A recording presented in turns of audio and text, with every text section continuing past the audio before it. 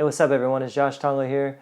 If you guys have been following my stuff throughout the years, I'm pretty sure you've noticed a lot of my theological shifts. A lot of my beliefs have changed, obviously. Where you could see some of my older videos, and then you'll see some of my newer videos, and you'll be like, well, how did he get from there to there? And today I want to be talking about something called the modern day grace message. And just to clarify, there's not just one version of the grace message, because everyone's like, the grace message, but there's different kinds. Once you go online, you'll hear a bunch of different versions of it. There are people who are preaching like the radical grace message, that's getting very popular, especially in Asia, and there are those who are sharing the message of inclusion, and then there are those who are sharing something called universalism, and all of those fall under the umbrella of grace, basically. And basically all of these camps, these people who are preaching this grace message that I've been a part of for many years, they all have their Bible verses, and some of them are even bold enough to say that their version of the grace message was the true gospel. This is the gospel, this is the true gospel, and then they have the biblical support. Folks, I'm not here in this video to tell you that I have the true gospel now, and here's a bunch of verses so you can believe me now. What I'm here to do is to tell you just why I have some issue with some of the things that are taught in the modern grace movement. And being part of it for so many years, I think I have an idea, what some of their beliefs are, so I don't think I'm going to be misrepresenting. Don't misunderstand me. I'm not saying that I don't believe in grace. Obviously I do. I think grace is my understanding that I've learned throughout the years is a beautiful thing. It has really changed my life for the better, but what I am going to do is that I'm going to be discussing certain ideas and certain beliefs that are attached to what's called the modern day grace message. So, don't worry, I'm not throwing the baby out with the bathwater, and I'm not going to take away somebody's experience who's been radically transformed by hearing a certain version of the grace message. I'm not going to do that. But what I've noticed is that the radical grace message doesn't have a lot of differences with traditional Christianity. What do I mean? Basically, you have, they still teach that, everyone's born a sinner, and, you're separated from God, and because you're separated from God, you're pretty much doomed. You're on your way to hell, right? And so because you can't save yourself, you need a Savior. So Jesus comes, he's the God-man, the second person of the Trinity. He comes on your behalf. He fulfills the law on your behalf. He lives a perfect life on your behalf. He dies for your sins, and he offers you new life, right? So you're not saved yet, right? So basically what you need to do is that you need to place your faith in the finished work of Jesus, or place your faith in Jesus, the person. And there are a bunch of things that supposedly happen when you place your faith in Jesus. You get born again. You get saved, obviously, right? You're no longer a sinner, but you're a saint. You're no longer separated from God. You're no longer just a creation, but you're God's child. God's not just your creator, but he's now your father. You now have a new nature. You don't have a sinful nature anymore. You have a new nature now. Jesus' righteousness and his holiness is now imputed to you. He's basically, you have his righteousness, you have his holiness, and you're no longer condemned. You're redeemed. And you get to go to heaven. That's a big thing. You get to go to heaven, right? But if you don't place your faith in the finished work or in Jesus, all those things that I just mentioned, obviously they don't apply to you, right? And you're going to go to a really, really, really, very, very, very bad place for all eternity called hell, right? Now, folks, I've preached this message, this radical grace message for several years, In fact, I didn't just share it here in America, but I was one of the guys in the Philippines who really helped spread the message, especially in Manila, in the Philippines. And it started off grassroots, what I'm saying? Just with just a few people. It started to grow, and it started to spread, and it started to hit even some of the mega churches, and they weren't too happy about it, And I've seen the positive changes of this what we would call the grace message. But throughout the years, I started to see some problems with it. Obviously there were some differences with what I was taught within legalism. That's why they would call it radical grace, because it's different from a lot of the traditional Christianity that I was taught growing up. So I'm very thankful that they went further than a lot of the legalistic Christianity that I was taught. But what I am here to say is I don't think the grace message has gone far enough. Okay. Now, there are a lot of positives with this grace message. Don't get me wrong. Like I said, there's a lot of people that have been impacted and transformed. But this video is not here to talk about all the positives. If you want to know the positives, then you can watch a lot of my videos. I put out dozens and dozens of videos about grace that I preached throughout the years. But like I said, I'm here to tackle some things that I find issue with now. Or not just now, I've actually had issue with it for a couple of years now. I just haven't gone public with it. I just started sharing some of my newer views. But one of my biggest issues is that the one version of the grace message is very much rooted in something called penal substitutions. So I'm not going to get into that now. So if you want to know what penal substitution is and the problem with it, which is a huge one, man, if you reject penal substitution, it'll affect a lot of other things in your understanding of your faith. I believe so. So what you want to do is that I'm going to actually put a link somewhere here on the screen. You can watch the video that I made concerning penal substitution and my critique of it. And then you make your judgment from there of what you want to believe afterwards. One of the big things that a lot of grace preachers and teachers focus on is the whole difference between the Old Covenant and the New Covenant, or the Old Testament and the New Testament. And if you notice, it's just very common that you don't have to be a Christian to know this, but even atheists know this too. It's like, it does look like there's a big difference between the God of the Old Testament and the God of the New Testament. Now I'm not here to say God is just this way, but in the Old Testament, it's pretty obvious that you do see a God. It's pretty magnified, right?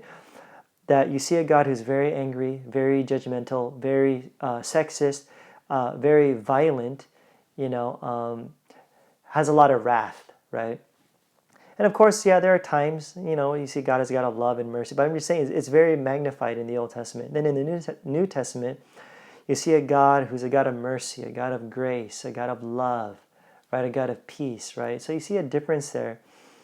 And a lot of times, grace teachers and preachers, we want to make this distinction between the two, that there's something that happened when Jesus died on the cross. There was a big change, And it's interesting because I remember when I was in the Philippines, right?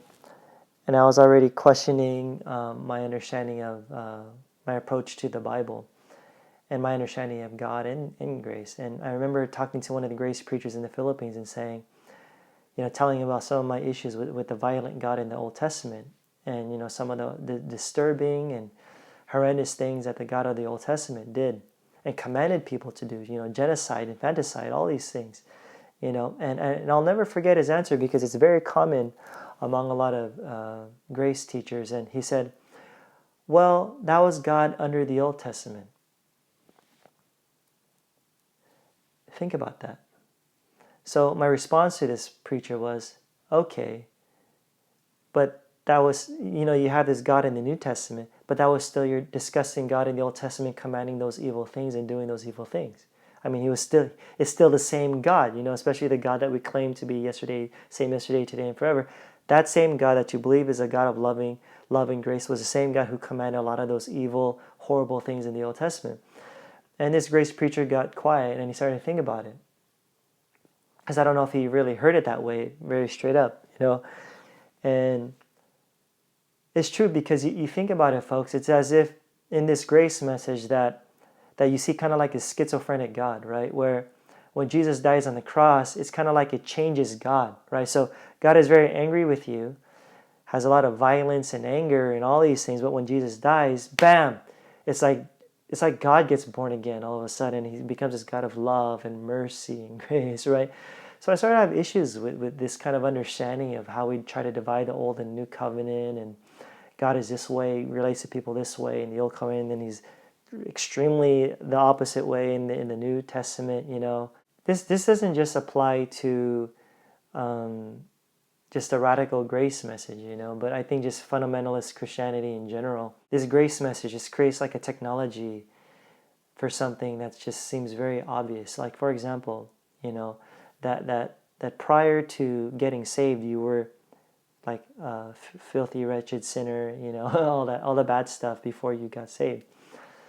And you were separated from God. And then when you got saved, you're no longer separated from God. You're now a child of God, and you're now made right with God. What this grace message does is that it creates like this technology that Jesus has to do such and such and such and such, and then now you're this, Now you're right with God. Now you're one with God. Now you're a child of God. Just to be straight up with you guys, I feel like that was never an issue. All it's doing is that it's just sharing the obvious, but it's just saying that it only happens to certain people who have faith. I've seen a lot of damage that it's done to people, where like, you're a wretched sinner, you're filthy, you're unworthy, before you have Christ. And I mean, just think about how much that can mess up a person mentally, psychologically, when they feel like they're far from God and stuff. And these theologians and preachers and teachers are creating these technologies to just explain the obvious, of what I think humanity has always been,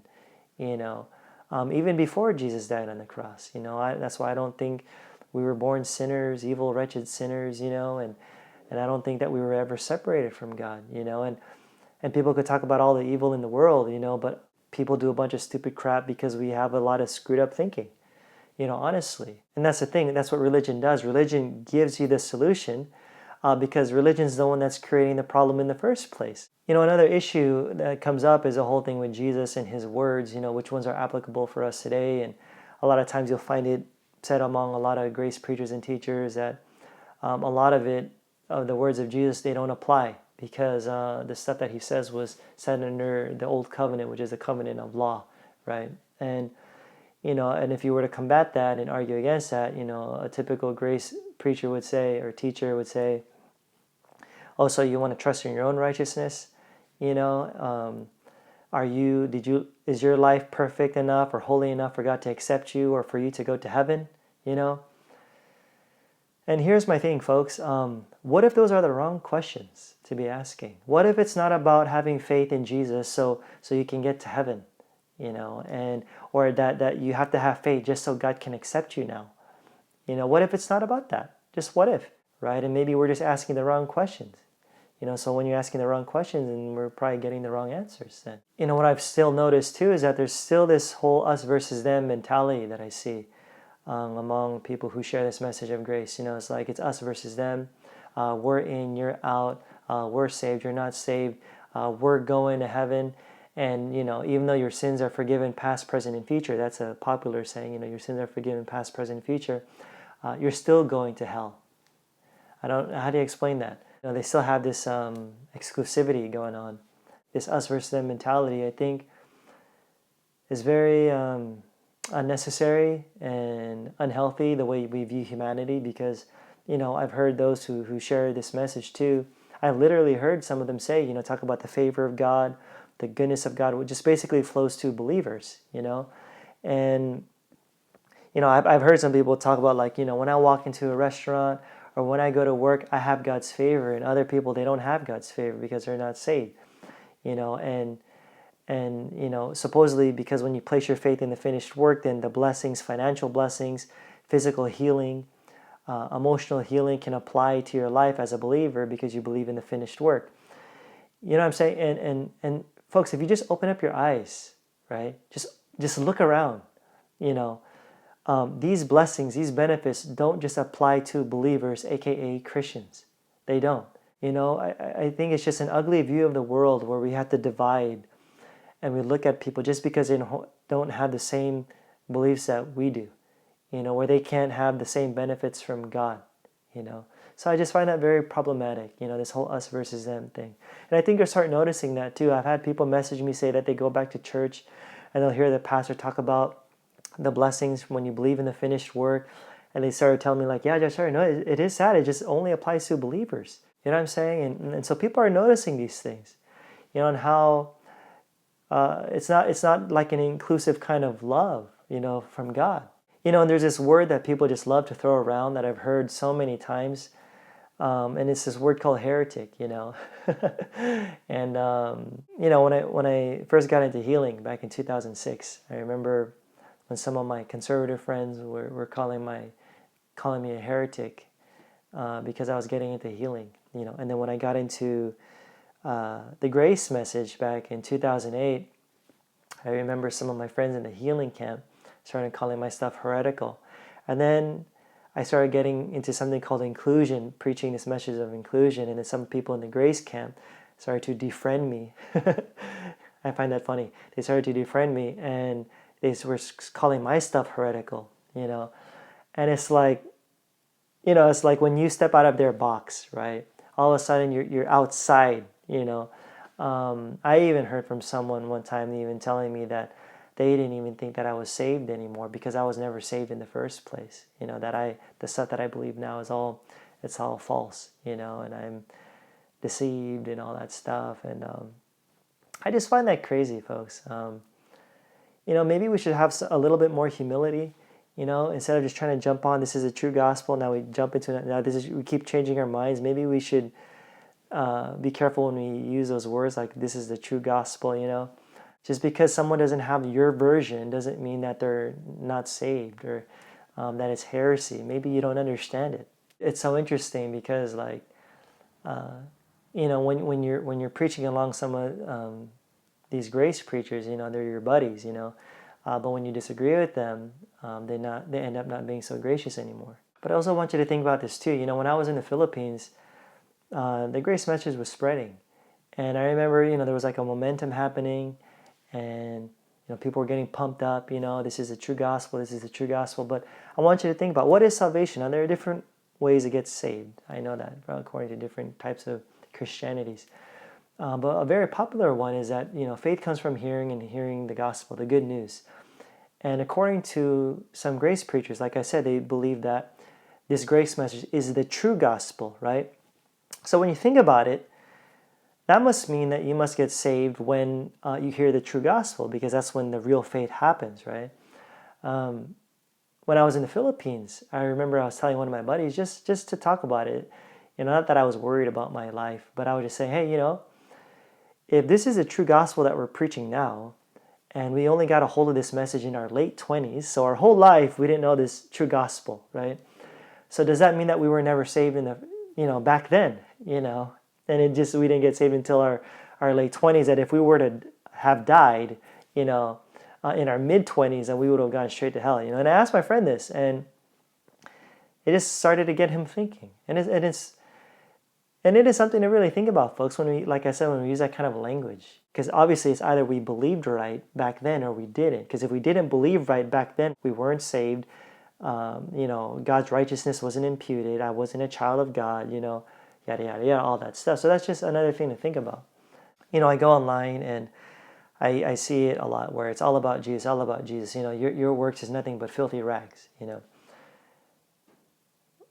But I want you to think about that and how I started to think about it like several years ago. I remember I was thinking like, it sounds kind of weird to me now, where it's like, I used to say this to people, God doesn't see you. God just sees Jesus. He doesn't see you. He just sees Jesus, I mean, that sounds good when you're doing a bunch of stupid crap, right? If you're doing stupid crap, I hope God just sees Jesus, right? But when you do good, it doesn't matter. It's just filthy rags pretty much,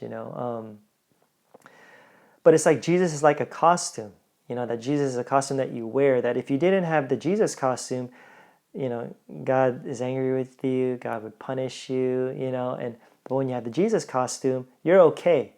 But if you don't have that Jesus costume, it's a whole other story between you and God. You know what I'm saying?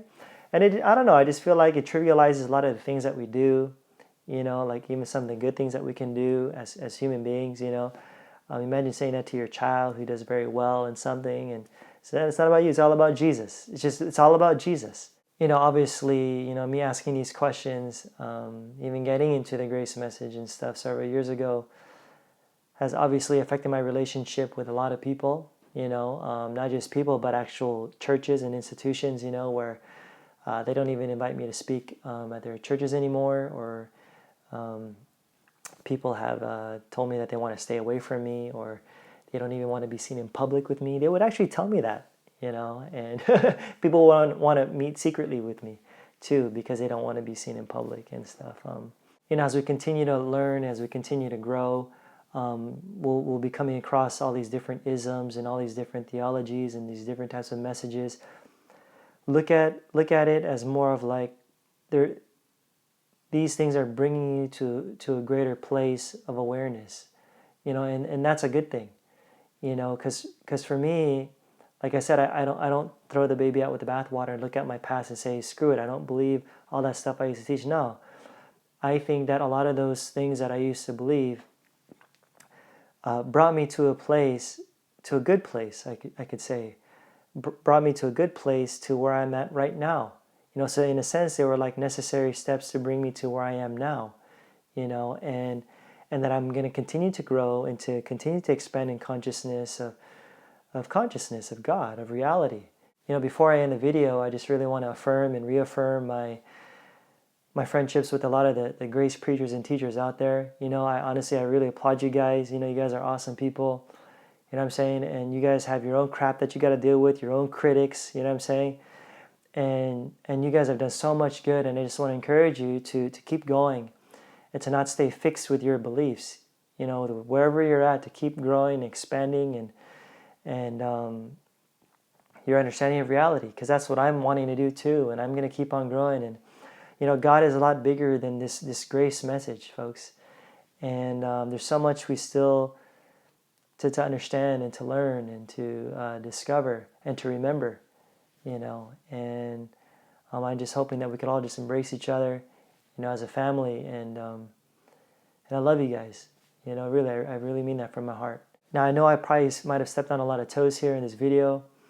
If you guys are still having a hard time understanding the theology of why I got to where I'm at now, you just go to my website, joshtongol.com. I actually added a bookstore not too long ago, and there's a lot of books there that I list that have honestly helped me on my journey.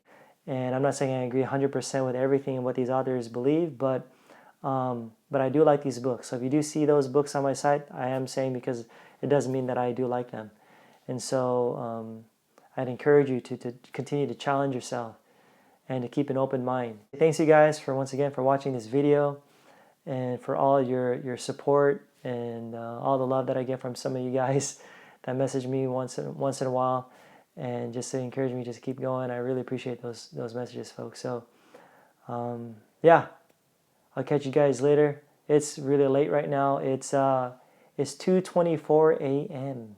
So yeah, I tend to sleep late and make my videos really late at night. But all right, guys, I'll catch you guys later. I'm out. Peace.